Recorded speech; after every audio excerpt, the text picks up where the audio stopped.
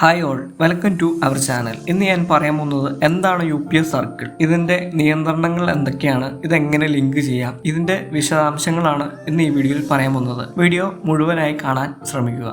UPS circle എന്ന് പറയുന്നത് ഒരു ബാങ്ക് അക്കൗണ്ടിൽ നിന്നും ഒന്നിലധികം വ്യക്തികൾക്ക് UPS സേവനങ്ങൾ നടത്താൻ സാധിക്കുന്നതിനെയാണ് UPS സർക്കിൾ എന്ന് പറയുന്നത്.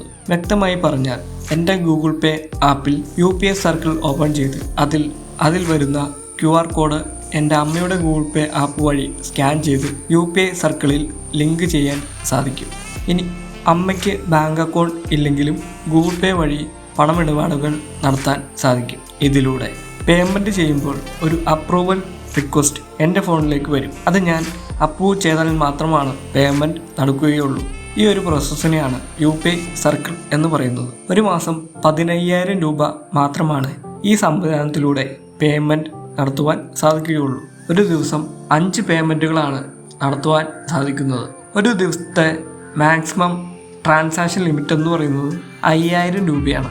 അടുത്ത 24 മണിക്കൂറിന് ശേഷമാണ് അടുത്ത പേയ്മെൻറ്റ് നടത്തുവാൻ സാധിക്കുകയുള്ളൂ.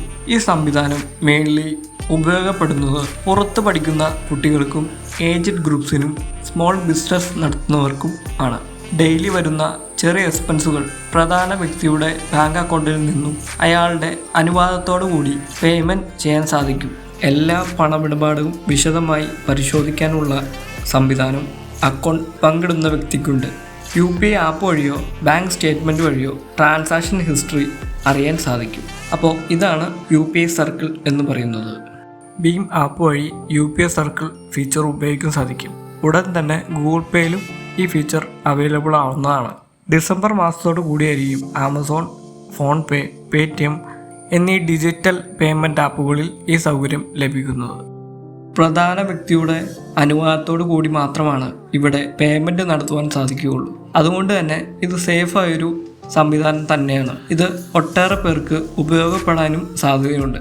ഈ വീഡിയോ നിങ്ങൾക്ക് ഇഷ്ടപ്പെട്ടിട്ടുണ്ടെങ്കിൽ നിങ്ങൾ ഈ വീഡിയോ നിങ്ങളുടെ ഫ്രണ്ട്സിനും ഫാമിലിക്കും ഷെയർ ചെയ്യുക. ഇതുപോലുള്ള ഇൻട്രസ്റ്റിംഗ് ടെക് ന്യൂസുകൾ അറിയുവാനായി ഈ ചാനൽ സബ്സ്ക്രൈബ് ചെയ്യുക. കൂടുതൽ ഇൻട്രസ്റ്റിംഗ് വാർത്തകളുമായി വീണ്ടും വരാം. ബൈ.